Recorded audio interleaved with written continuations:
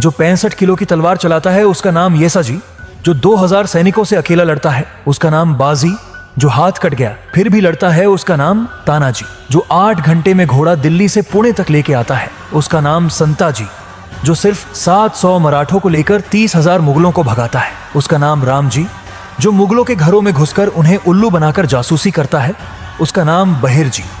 जो सैयद बंडा का वार करने वाला हाथ ऊपर के ऊपर ही उड़ाता है उसका नाम जिव्हाजी। जो अफजल खान का सिर काट कर लाता है उसका नाम संभाजी काऊजी। जो शत्रुओं के छावनी में घुसकर वार करता है उसका नाम धन्नाजी। जो शेर के साथ लड़कर उसको फाड़ डालता है उसका नाम छत्रपति संभाजी। और इन सबको एक साथ लेकर स्वराज्य निर्माण करता है उसका नाम छत्रपति शिवाजी।